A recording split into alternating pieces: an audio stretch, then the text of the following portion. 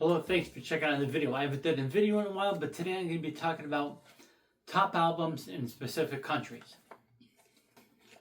So, a lot of them, several of them reached number one, but then a lot of them didn't. But I'm going to talk about the highest charting position of a specific album in a country. So, even the number threes were topped the highest in what country, and of course, what album. Let's start with AC/DC. AC/DC's Back in Black. We all know that Back in Black and Highway to Hell are the best-selling albums. However, Flick of the Switch was one of those ones that did not actually sell well, but it got to number 3 on the charts in Finland. And as far as Power Up goes, Power Up got to number 1 in many of nations. There's too many to put. There's actually too many to do the flags of, so I'm just going to put the names up here. That's where it reached number 1 in those specific countries, Power Up. Keep in mind, some of these are actually just rock charts, some of them are just the actual top 40 charts. I didn't get into the specifics of separating each one, but these are the highest ranking ones of specific albums in specific countries. Kiss's Music from the Other is actually a poor selling album, pretty much in most of the countries. However, it reached number 7 in Norway. Metallica's Ride the Lightning reached number 9 in Finland and number 4 in Poland. So it's kind of weird to think that Poland it reached number 4 and was the highest charting album in that country. Master of Puppets reached number 3 on the charts in Poland and number 4 in Germany. And Injustice for All reached number 1 in Finland, 3 in Germany, 4 in Sweden, and 6 in the US.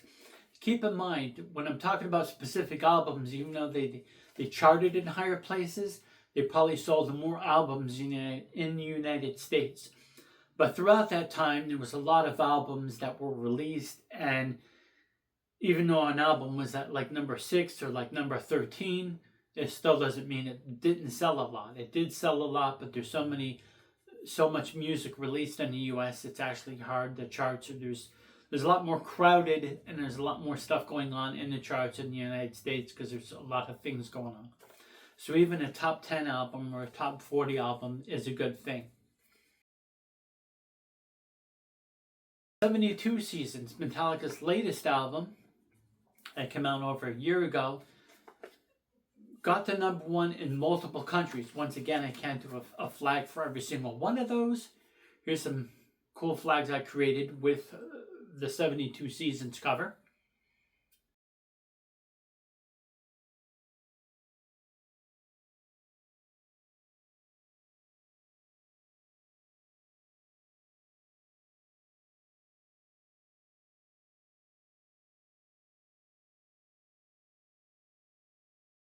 Pretty strange and ironic how like a lot of later albums are still actually like reaching, getting to the charts. You understand these guys are legends, but if people be tired of them, they'd be putting out, not good albums. However, though, Power Up and 72 Seasons are both 2 good albums, newer modern albums from older bands that actually I think are really good and have actually done good.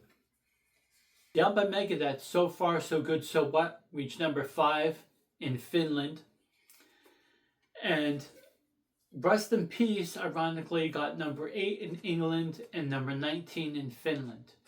So that was kind of a strange, weird thing right there. It actually sold So Far, So Good, So What, sold more copies than Rest in Peace in Finland, and it reached the charts higher. It's kind of an odd one. You figured Rest in Peace was more of a breakthrough and a better album than So Far, So Good, So What. And Megadeth album Countdown to Extinction, that got to number 1 in the US. Which is kind of strange because I remember when that happened and when I bought Countdown to Extinction, I got it right when it came out. I was telling several of my friends about it. Everybody's like excited about it and happy and glad about it. And I was just like, I thought a lot of people didn't care about metal anymore because it was during the whole, right when the grunge and alternative thing was happening. So I didn't think that And they were probably thinking the same thing too, that Countdown to Extinction wasn't going to sell really well, but it actually did. It did very good. And it's a good album, not as good as Rust in Peace, but I digress.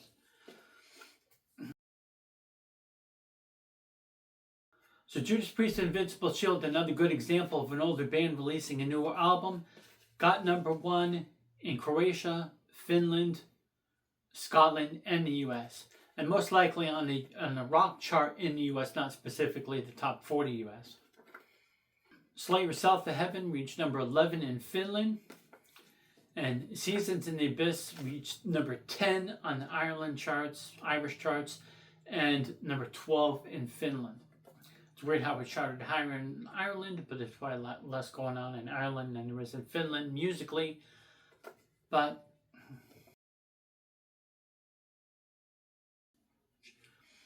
and finally, the Slayer album God Hates Us All, which reached #2 on the UK charts. Which is kind of weird. I don't think, it doesn't seem, I don't know, it's just kind of a weird one. I don't really picture Slayer being very popular in the UK. But God Hates Us All reached #2 on the charts, and of course there's probably a lot of British people that probably do like Slayer, but I have yet to see any British YouTuber, rocker, or metal person talk about Slayer at all. I'm sure there's some, but you just don't really picture that with them.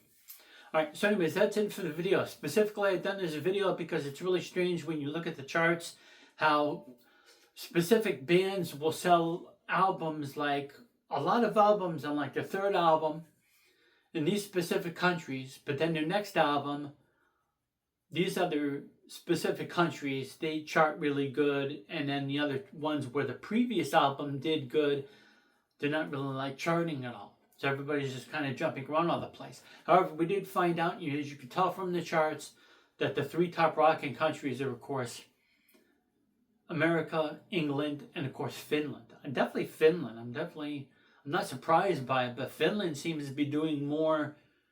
Well, I guess it's probably because of the black metal scene and stuff like that. So I can't say Finland's more rocking than Norway. I think the whole Scandinavian countries, Norway, Sweden, and Finland, are all rocking countries. European is very rocking too, I understand that. And there's a lot of specific countries where albums actually chart. Even Hungary was on the list, but I forgot the name. I forgot to mention which one, but there was an album that reached the top 10 on Hungary. And I was kind of surprised at that because, once again, I love Hungary, but Hungary doesn't really, there's not really much metal stuff like happening there, it seems like, specifically. And of course, you would think, and you see that a lot of like metal bands do good in Japan, but there's a lot of stuff going on in Japan too. So their albums don't really specifically get on the charts, even like the top 20 in Japan.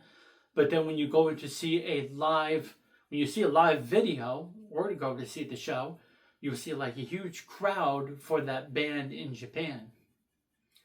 But anyways, that's it, and thanks for watching.